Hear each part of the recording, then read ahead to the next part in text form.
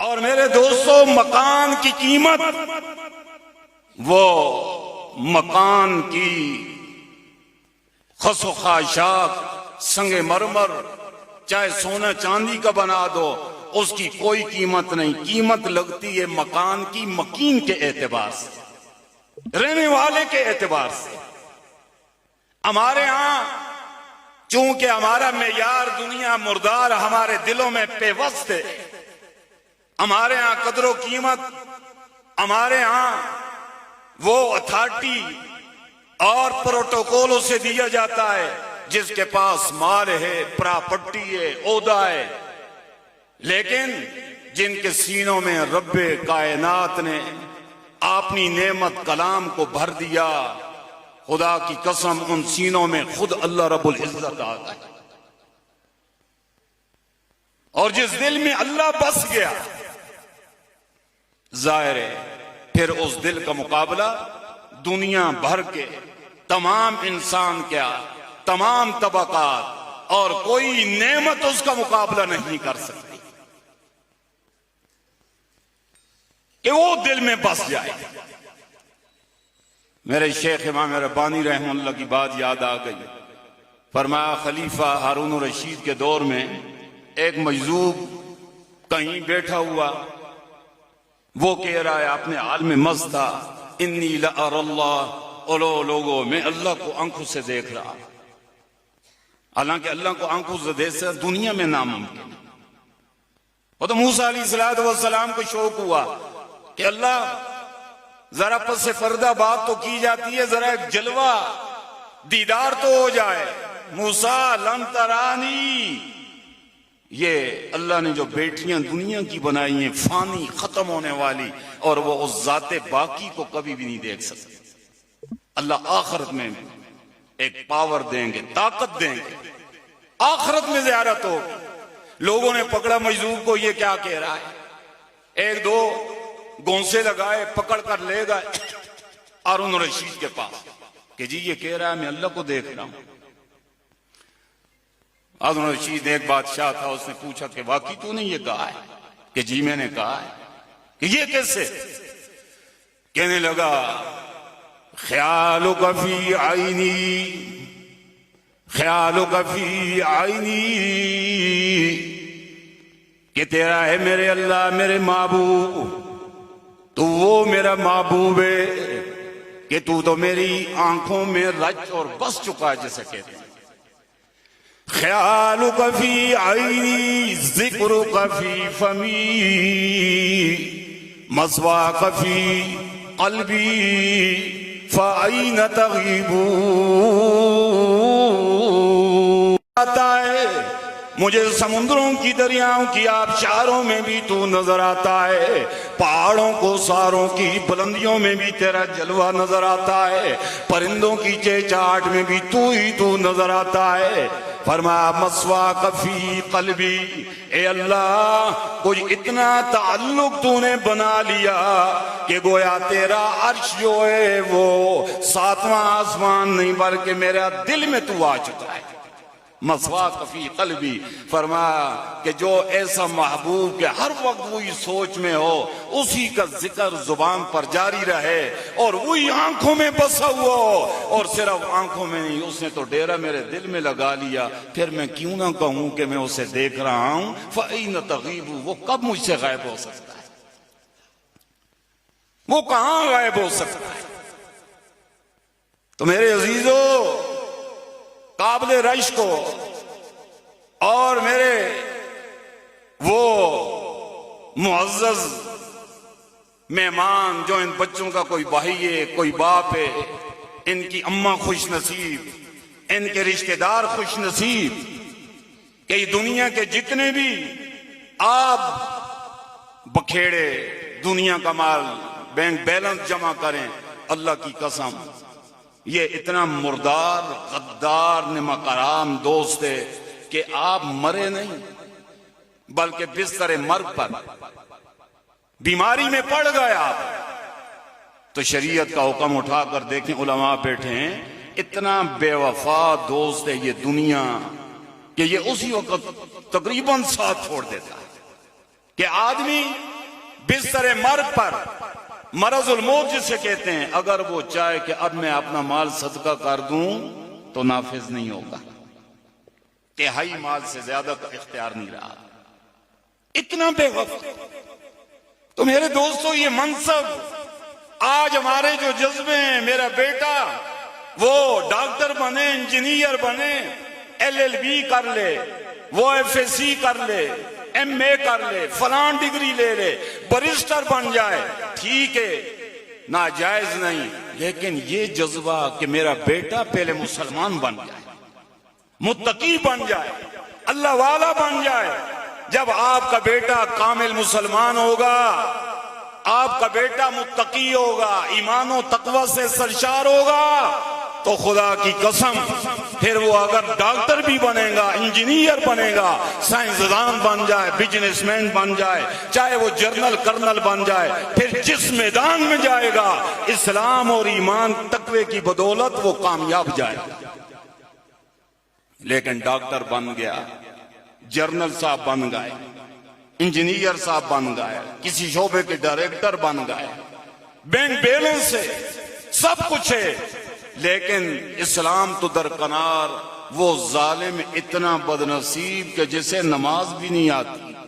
آپ دیکھتے ہیں بڑے بڑے بیرسٹر آکسفورڈ یونیورسٹی کے، وہ پس پردہ کھانے والے، وہاں کی ڈگریوں پر ناز کرنے والے، یہ ہمارے بچے، یہ نورانی چہرے، یہ چھوٹے چھوٹے، جنہیں کئی تو اتنے چھوٹے ہیں انہیں پاکی پلیدی کا بھی ابھی نہیں پتا، لیکن کھڑا کر دو، اتنے ترنم اور سوز سے خدا پاک کا کلام پڑھتے ہیں کہ دل پسیج جاتے ہیں۔ اور ان بریسٹروں کو ذرا کہو کہ سورہ اخلاص قل هو اللہ احد سناؤ تو نہیں سنا سکتے۔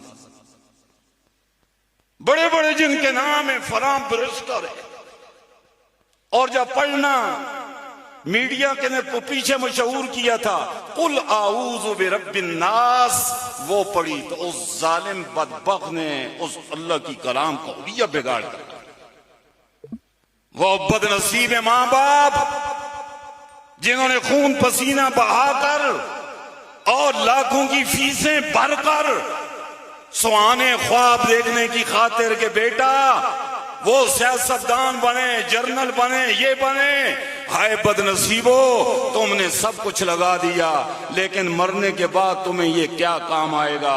باپ مر کر آگے پڑا ہوا جنازہ اور پیچھے یہ مسٹر بدنصیب، اسے اتنی توفیق نہیں کہ باپ کے لیے الوداع کرتے ہوئے اللہ مغفر لحی نہیں پڑھ سکے، جسے یہ نہیں پتا۔ یقین کرو اللہ کے گھر میں بیٹھا ہوں، 1995 میں حسن امدال پڑھاتا تھا میں، ایک واکینٹ کے ایریے کا ایک پوری فیکٹری کا ڈائریکٹر تھا، مر گیا۔ کتنی بڑی بلا ہوتا ہے دنیا کے اعتبار سے، دنیا کے اعتبار سے، دین کے اعتبار سے یہ ککھ نہیں ہے، جس کا تعلق اللہ نہیں، بال کی کھال ادھیڑ دی، ٹیکنالوجی میں پرواز کرتے ہوئے چاند کو پیچھے چھوڑ دے چاہے، لیکن جس نے چاند کے پیدا کرنے والے اپنے محسن، اپنے خالق، اپنے منعم کی معرفت پہچان نہیں، ایمان نہیں، تقوی نہیں، اللہ کی قسم تمہیں اس کے پھول نظر آتے ہیں، تمہیں اس کا وہ اتھارٹی نظر آتی ہے، پروٹوکول والے سلوٹ مارنے والے نظر آئیں گے، لیکن خدا پاک سے پوچھو اس کی اتھارٹی کیا؟ اولئک کالانعام بل هم اضل، یہ ڈنگر چوپائے جس نے ان مادی چیزوں کو خدا بنا لیا اور اس کے خالق کو پہچان بھی نہ سکا، یہ ڈنگر ہیں، انعام ہیں، نہیں نہیں نہیں نہیں نہیں، بل ہم اضل، ڈنگر کے ڈنگروں کی توہین، وہ اپنے مقصد تخلیقی کو پہچانتے ہیں، وہ اللہ کو پہچانتے ہیں،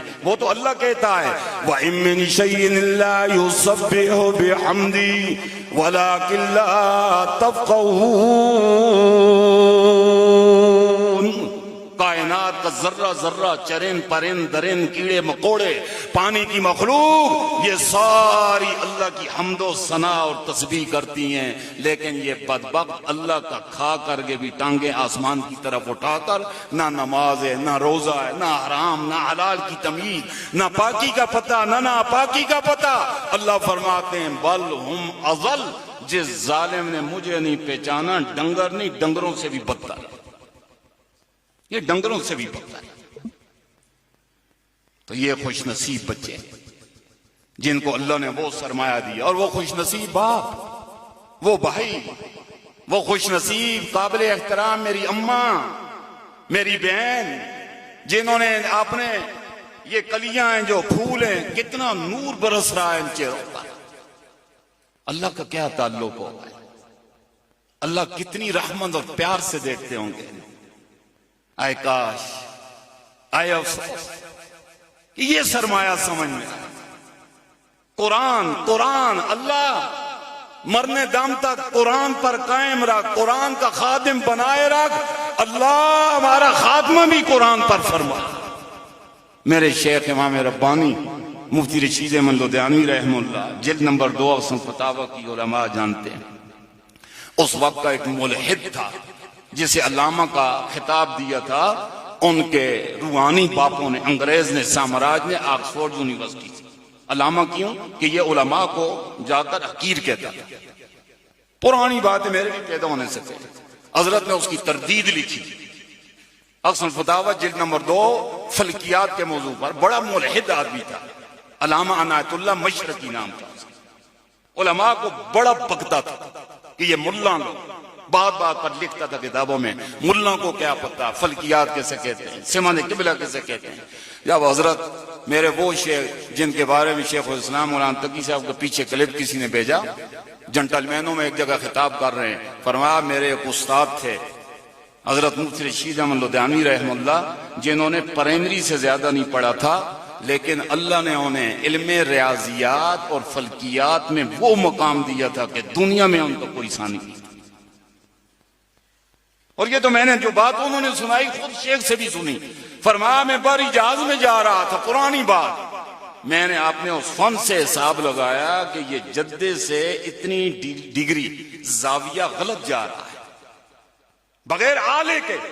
میں سیدھا کپتان کے کمرے میں، یہ شیخ الاسلام صاحب نے پھر سنایا، میں اس کپتان کے کمرے میں نے کہا یہ آپ کو جہاز کا اتنا زاویہ جو ہے تو اپنے رخ سے ہٹا ہوا ہے.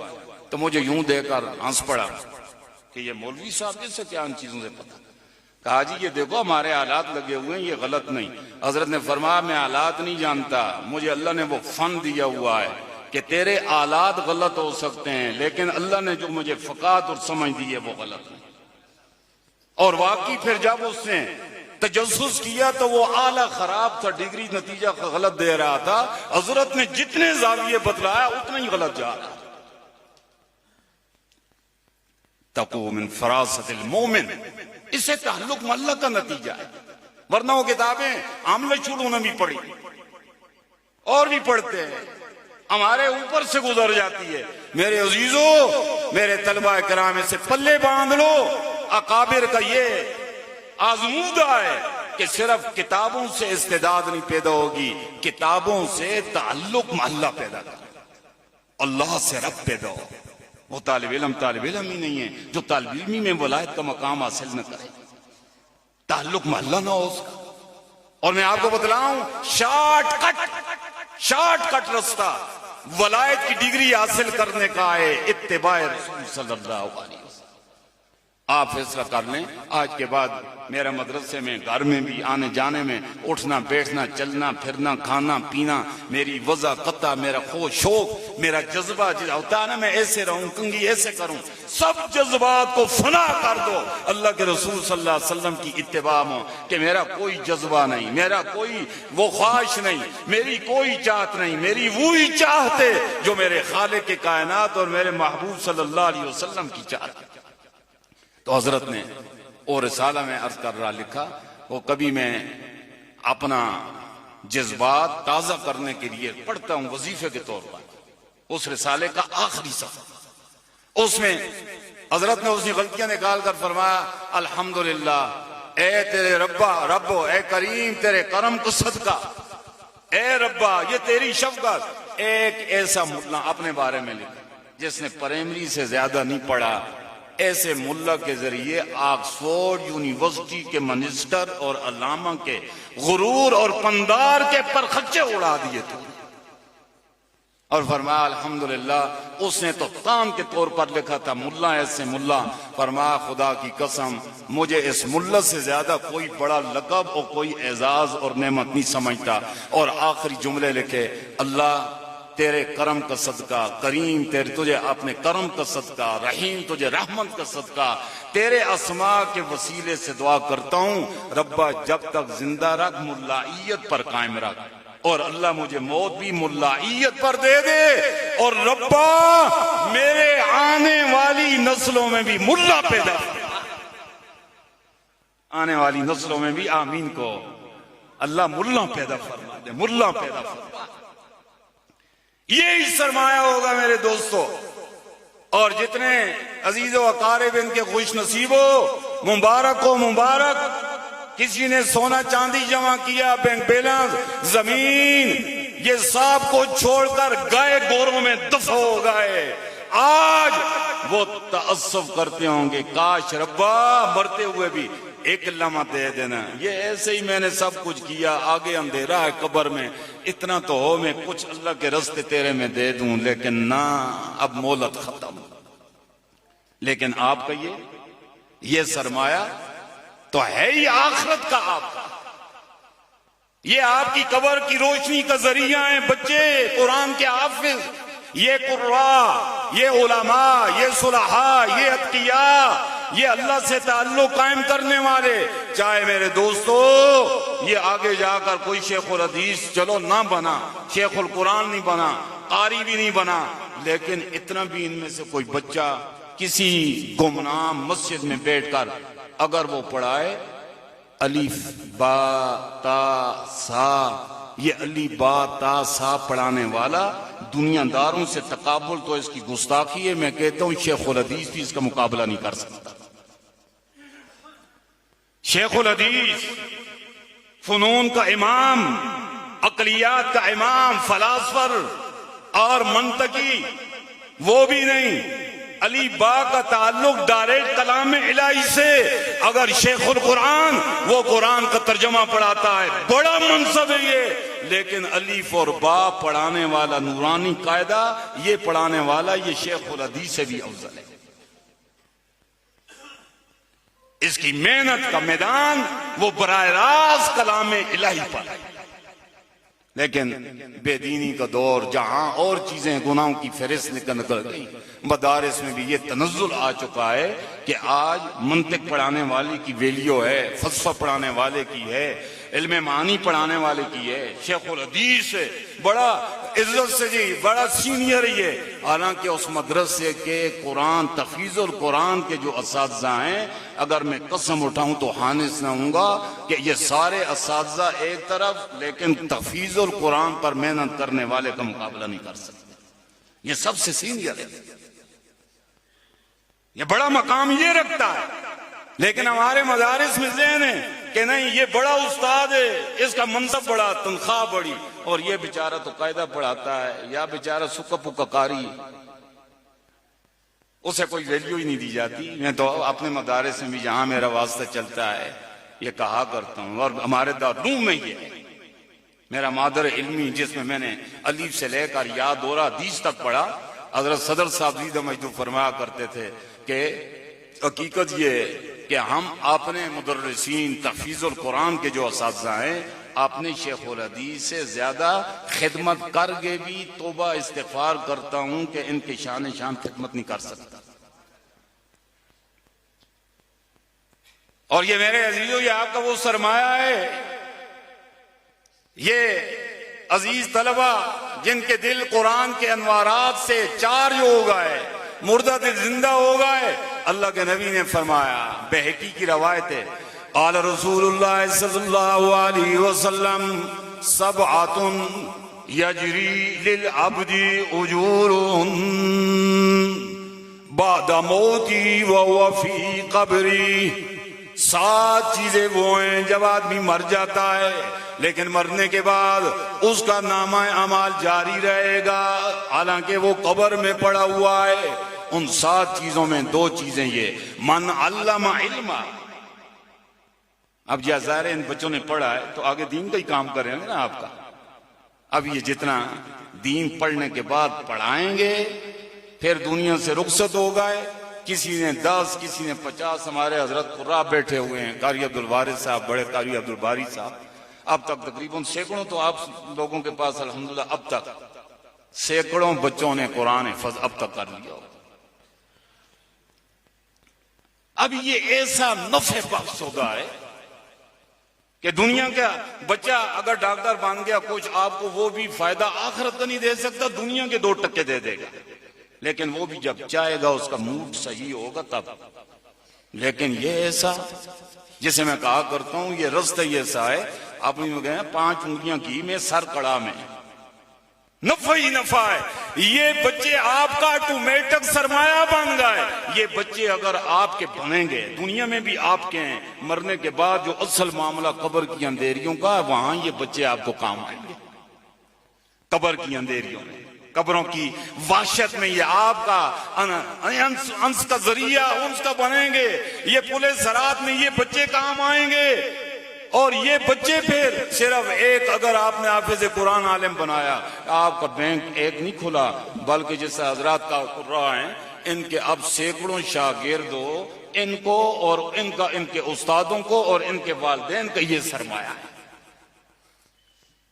قاری صاحب والدین یاد ہیں ماشاءاللہ، ابھی بینک بیلنس ان کے ہزاروں کھل گئے، ہزاروں اس لیے کہ ان کے آگے شاگردوں میں ایک ایک پتہ نہیں آگے سینکڑوں، وہ سارا یہ سلسلہ قیامت تک۔ دیکھیں دنیا کا مال خرچ کرنے سے کم ہوتا رہتا ہے، لیکن آدمی مر جائے، آگے شاگردوں کے اور شاگرد، یہ کم نہیں، قیامت قریب آتی جائے گی تو وہ سینکڑوں کو ضرب دو گے تو ہزاروں کو دے گے تو لاکھوں بڑھتے ہی چلے جائیں گے، قیامت تو آ جائے گی، لیکن یہ سلسلہ نہیں رکے گا، یہ چلتا رہے گا۔ اور ایک فرمایا نبی علیہ الصلوۃ والسلام نے، ترک ولدا صالحا، اپنے بچے پر محنت کی، اسے صالح بنایا، اللہ والا بنایا، تعلق مع اللہ بنایا، اور وہ یدعو لہ بعد موتہ وہو فی قبرہ، اپنے ماں باپ دنیا سے چلے گئے، قبر میں پہنچ گئے، لیکن وہ ان کی نیکیاں، ان کی نفلی عبادات، نیک بچوں کی، وہ ماں باپ کو پہنچ۔ شفاء الصدور علامہ سیوطی رحمہ اللہ کی کتاب ہے، اس میں علامہ سیوطی رحمہ اللہ نے لکھا کہ ایک بزرگ کا کہ وہ ایک قبرستان سے گزر رہے تھے، آنکھ لگ گئی، عالم رؤیہ کے اندر دیکھا کہ وہ قبریں سے لوگ نکل رہے ہیں، مردے نکل رہے ہیں، ایک میدان ہے بہت بڑا، اور وہ جس طرح مکئی کے دانے جو بھنے ہوئے ہوتے ہیں سفید کھوکھلے، انہیں جمع کر چن رہے ہیں۔ بزرگ فرماتے ہیں میں حیران ہوں، یہ کیا قبر سے نکل کر جمع کر رہے ہیں؟ وہ سفید پھلیاں جمع کر رہے ہیں، اور انہی میں ایک آدمی دیکھا کہ وہ بیغم ایک صدارتی کرسی پر بیٹھا ہوا ہے اور وہ جمع نہیں کرتا۔ میں اس کے قریب گیا کہ یہ کیا ماجرا ہے، یہ لوگ قبروں سے اٹھے کیا چن رہے ہیں؟ کہ یہ ان کے رشتہ دار جو انہیں ایصال ثواب، استغفار کر کے، تسبیحات کر کے یا مالی صدقہ کر کے دیتے ہیں، یہ اس کا ثواب جمع کر رہے ہیں۔ تو میں نے پوچھا آپ کیوں بیٹھے ہوئے ہیں؟ کہنے لگا میں تو بہت بڑا سیٹ ہوں، سیٹ امیر ہوں۔ سیٹ پر یاد آ گئی، میرے حضرت شیخ امام ربانی فرمایا کرتے تھے، اللہ نے ہمیں جو دولت دی ہوئی ہے، اللہ نے ہمیں جو یہ مقام دیا ہے، قرآن دیا، فرمایا اللہ کی قسم لوگ کہتے ہیں کار والا سیٹ ہے، وہ بنگلے والا سیٹ ہے، انہیں جا کر بتلا دو اگر تم سیٹ ہو تو ہم اسیٹ ہیں، ہم اسیٹ ہیں، افعل۔ اور واقعی ان طلبہ سے زیادہ کوئی دنیا کا بڑا سیٹ نہیں ہو سکتا، کوئی بڑا غنی نہیں ہو سکتا۔ علامہ سیوطی فرماتے ہیں اس نے پوچھا تو کیوں نہیں جمع کرتا؟ کہنے لگا مجھے اللہ نے بڑا غنی کیا ہے، اس لیے کہ میں نے اپنا بچہ اپنی زندگی میں قرآن کا حافظ بنایا تھا، اور میرا بچہ اتنا قرآن اس کی زبان پر جاری ہے کہ وہ دکان تاجر ہے، اور وہ سارا دن دکان کے اندر کام بھی کرتا رہتا ہے، صبح شروع ہوتا ہے نماز کے بعد الحمد سے الف لام میم ذالک الکتاب سے، اور شام تک والناس تک پہنچا ہوا ہوتا ہے۔ اتنا ثواب ہے میرے بچے کا کہ میں مستغنی ہوں، چھوٹی چھوٹی ثوابیاں چنوں۔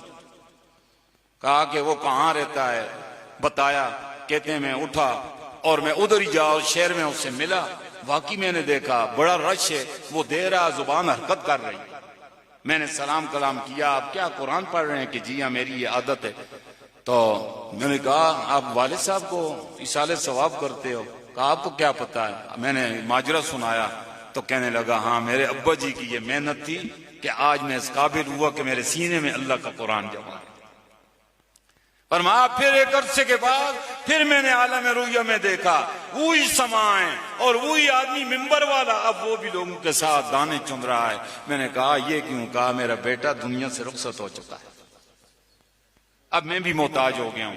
لیکن میرے دوستو وہ تو اس لیے کہ اس کا بیٹا جب تک زندہ رہا تو ثواب اس لیے پہنچتا رہا کہ وہ اس شعبے کو اختیار نہیں کیا۔ لیکن یہ خوش نصیب بچے، یہ خوش نصیب حضرات اساتذہ، علماء کرام، حضرات قراء بیٹھے ہوئے ہیں، اللہ کی قسم یہ تو دنیا سے رخصت بھی ہوگا تو صرف ختم نہیں ہوگا، بڑھتا ہی رہے گا قیامت تک۔ کہ یہ کھیپوں کی کھیپیں تیار ہیں، قدر کرو اللہ کے لیے۔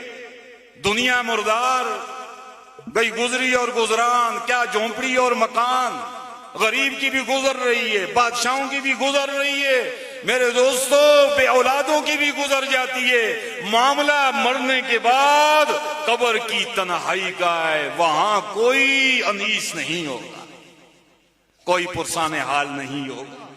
اپنے پیارے بھی آنکھیں پھیر کر کے قبر میں دھکا دے کر آ جائیں گے، پیچھے کچھ دن روئیں گے، لیکن وہ بھی زیادہ آپ کی جدائی، آپ کے غم میں کوئی نہیں روتا، وہ بھی روتے ہیں بچے، ہائے ہمارا کیا ہوگا، ابو فوت ہوگا۔ عورت بیوی روتی ہے، ہائے میرا بیڑا، میرا سہاگ اجڑ گیا، میرا کیا ہوگا۔ ہر ایک اپنے کو روتا ہے، مرنے والے کے لیے نہیں روتا کہ ہائے میرے ابا جی کا اب قبر کی وقت تنہائیوں میں کیا ہوگا، میرے ابا جی کے وہاں کی اندھیریوں میں کیا ہوگا، عذاب آئے گا، سوال ہوں گے، ان کے اندر کیا ہوگا۔ یہ خوش نصیب جس کا تعلق اللہ ہوتا ہے، وہ دینی مدارس میں پڑھا ہوا، قرآن سینے میں سجا ہوا، علماء کا صحبت یافتہ، اس کا یہ غم ہوتا ہے اللہ میرے ابا جی کی قبر کو نور سے بھر، اللہ میرے ابا جی کی منزلیں آسان فرما، آسان فرما۔ تو یہ چیز ہے میرے دوستو، اس لیے اللہ تعالیٰ نے قرآن کریم کے اندر بھی اس پر بڑی تنبیہ فرمائی۔ یا ایھا الذین آمنوا قوا انفسکم واہلیکم نارا، اے ایمان والو اپنے آپ کو بھی اور آپ نے گرانے اپنے بیوی بچوں کو جہنم کی آگ سے بچاؤ، آگ سے بچاؤ۔ دنیا میں آگ لگ جاتی ہے، چاروں طرف لوگ شور کرتے ہیں، لوگوں پہنچو آگ آگ، فائر بریگیڈیئر بھی آنا شروع ہو جاتے ہیں۔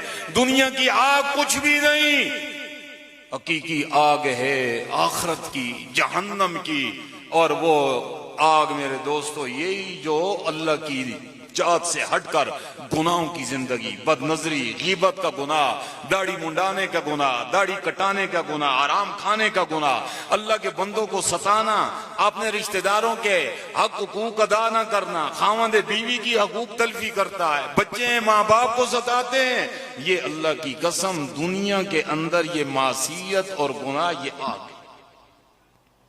اسی سے قرآن نے فرمایا قوا انفسکم واہلیکم نارا، اس آگ سے خود بھی بچو اور اپنی اولاد کو بچاؤ بچاؤ بچاؤ، معصیتوں سے بچاؤ، گناہوں سے بچاؤ، اور اسی چیز کا نام ہے تقوی۔ وعن النبی صلی اللہ تعالی علیہ وسلم انی لأعلم آیہ، آپ نے فرمایا او میرے غلاموں، قرآن کریم کی میں ایک آیت ایسی جانتا ہوں، لو اخذ الناس بیا لقفتہم، پورا قرآن تو چھوڑو، بہت بڑا سرمایہ، ایک یہ آیت بھی اگر اسے اپنا ہدف بنا لیں زندگی گزارنے کا، لقفتہم، یہ دنیا قبر آخرت کے کروڑوں مسائل کے لیے ایک ہی آیت کافی ہو جائے۔ سورہ طلاق، 28واں پارہ. من یتق اللہ یجعل له مخرجا وَيَرْزُقْهُ مِنْ حَيْثُ لَا يَحْتَسِبُ.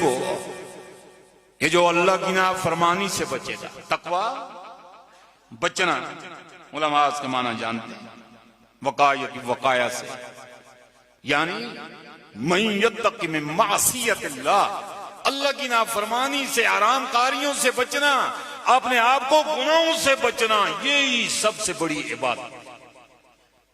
نفلی عبادات، تہجد، چاشت، اشراق کے ذکر، اذکار، تلاوتیں، نفلی حج، عمریں، دوستو یہ بھی عبادتیں، لیکن یہ چھوٹی عبادت. بڑی عبادت ہے اللہ کی حرام کاریوں سے، معصیت سے بچانا. مشکات جلد ثانی میں اسی کو نبی نے فرمایا. ابو ہریرہ رضی اللہ تعالیٰ عنہ فرماتے ہیں، وعن ابی ہریرہ رضی اللہ تعالیٰ عنہ قال آخذ رسول اللہ صلی اللہ علیہ وسلم یدی، نبی نے میرا ہاتھ اپنے ہاتھ میں پکڑ کر مجھے نصیحت کی. فرمایا ابو ہریرہ اتق المحارم تکن اعبد الناس.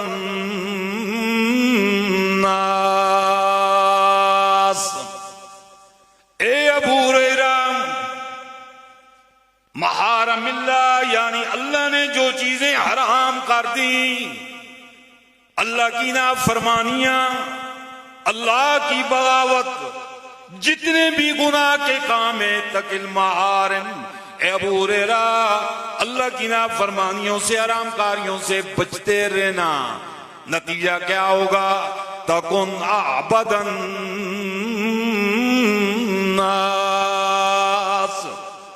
پھر تہجد گزار. وہ عابد نہیں، عابد ہے، چھوٹا عبادت کرنے والا، اللہ کی ضربیں لگانے والا، یہ بھی عابد ہے لیکن عابد نہیں ہے، عابد ہے. اسی طرح جتنے بھی حج اور نفلی عمریں، فرمایا وہ چھوٹی عبادت لیکن تکن اعبد الناس. جب تو حرام کاریوں سے بچ گیا تو تو عبادت گزار نہیں، تو عابد ہے، یعنی سب سے سینئر عبادت گزار، سب سے بڑا عبادت. معلوم ہوا سب سے بڑی عبادت جو ہے وہ خدا پاک کی نافرمانی سے بچنا ہے، اللہ کی نافرمانی سے بچنا. حضرت عمر رضی اللہ تعالیٰ عنہ میں ختم کرتا ہوں. ایک بدوی نوجوان آیا آپ کی خلافت کے زمانے میں، توجہ، عرض کیا امیر المومنین استعملنی علی عمل، میں غریب ہوں، بے روزگار ہوں، میرے پاس کھانے کو نہیں، آپ کو اللہ نے امیر المومنین کا امیر بنایا ہے، مجھے بھی کسی کام پر وہ ملازم رکھ لو، مجھ سے کام لے لو، کچھ میری روٹی کھری ہو جائے. حضرت عمر رضی اللہ تعالیٰ عنہ نے ایک قانون بنایا تھا کہ جتنے سرکاری عہدوں میں ملازم تھے تو قرآن کریم کی تفسیر پڑھے ہو. قرآن پڑھے ہو نہیں، بہت ناظرت ان کی اپنی زبان تھی نہیں. تو آپ نے پوچھا کیا تو قرآن پڑھا ہوا ہے، یعنی تفسیر؟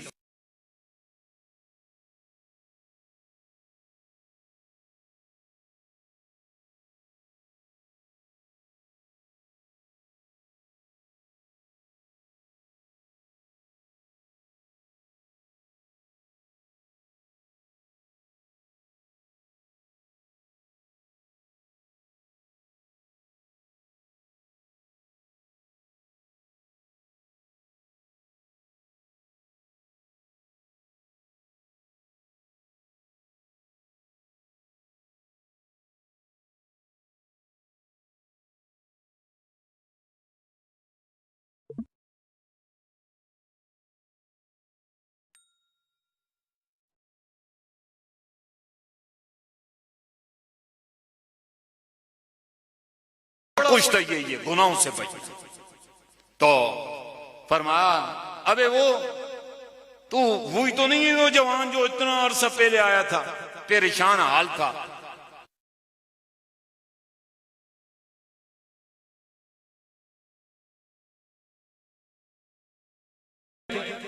قرآن پڑھا تھا، کہا جی میں نے پڑھا الحمدللہ. تو پھر کیوں نہیں آئے؟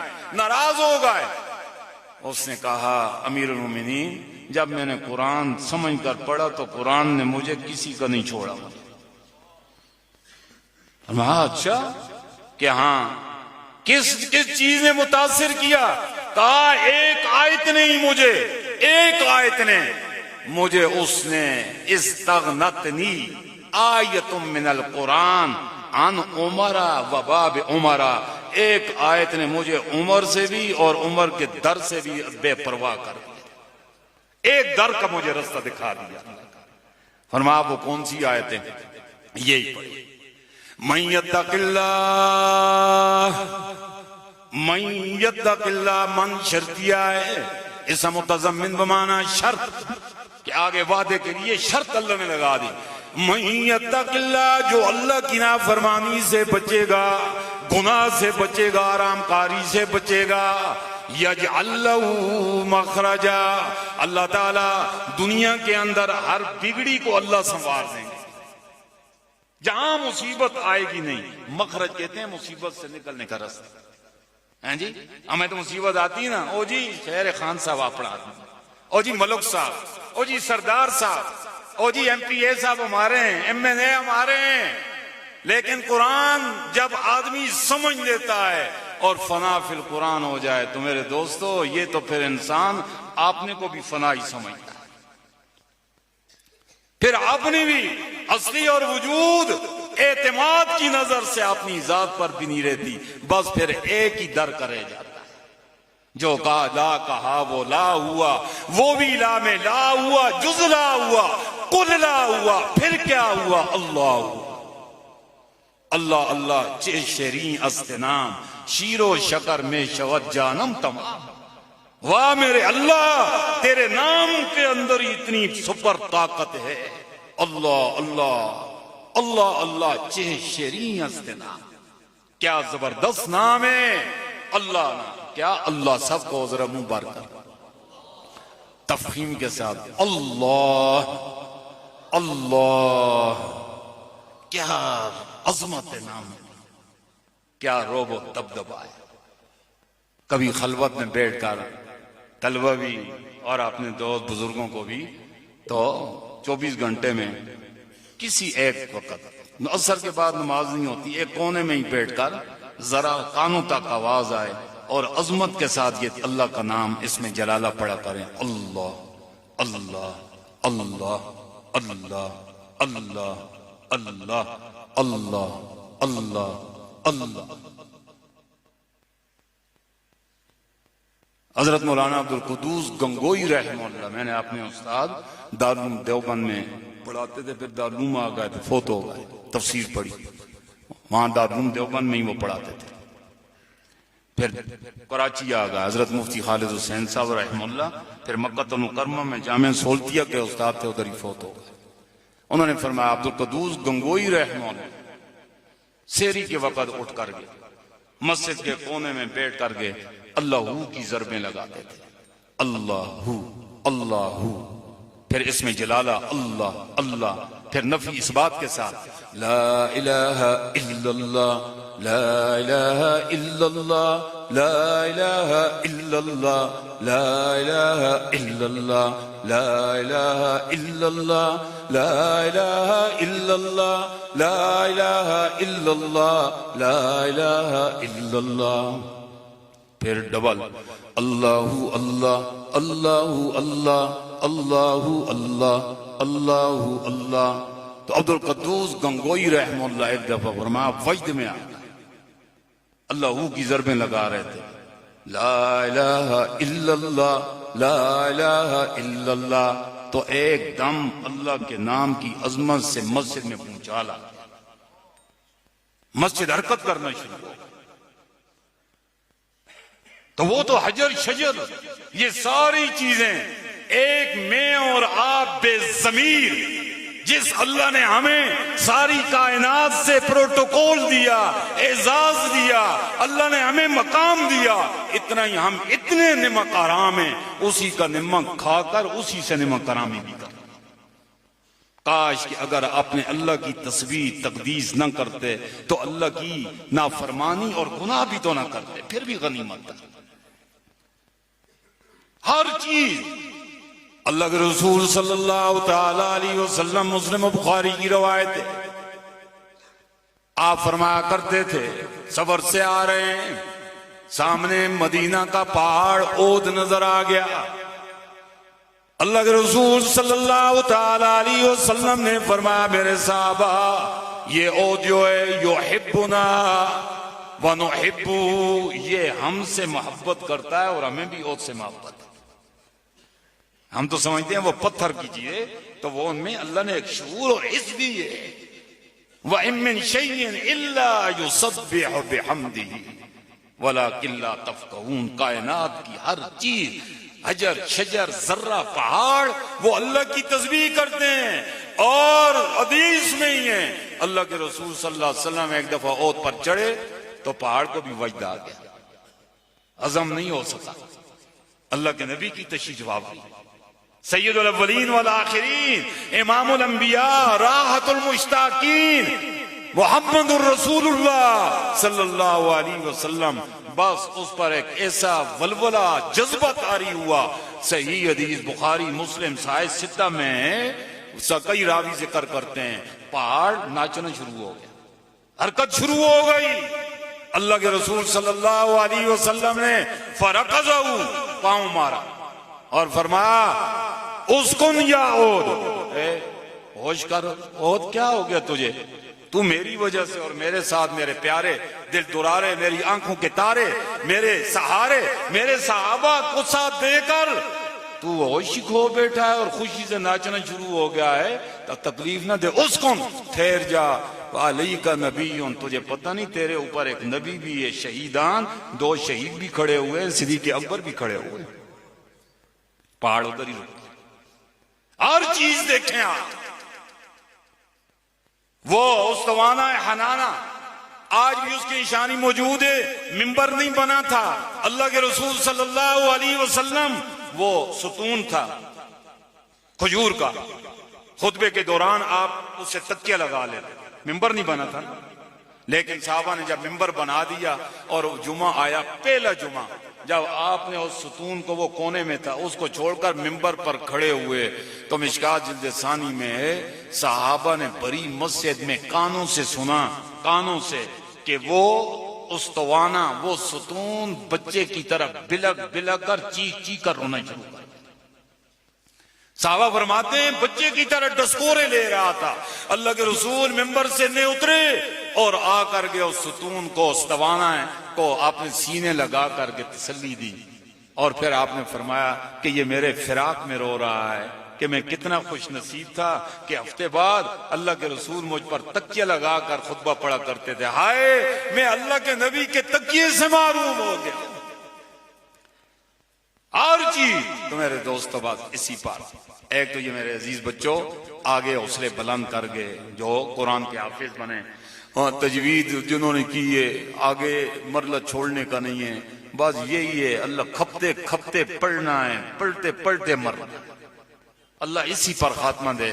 آپ کے علاقے کے یہ بزرگ قاری صاحب سے فوت ہو گئے ہیں، ان کے بچے جب پرانا حسن عبدال جب میں پڑھتا تھا تو ان کے بچے چھوٹے چھوٹے اوپر نیچے بڑے اللہ نے بچے دیے تھے، تو ایک ایک سال کے بعد ایک ایک سیمپل کل ہوتا حسن عبدال، حافظ ہی حافظ، تو ادھر کے ادھر تھوڑا ہزارے میں کدھر لگایا تھا، بڑی مشکلوں میں شروع کیا، قصیر العیال بھی تھے، لیکن فرمایا ایک دفعہ رو پڑے، کہنے لگے وہ بڑا اوکھا ویلا ہے مفتی صاحب، کہ کوئی تنخواہ نہیں کچھ نہیں۔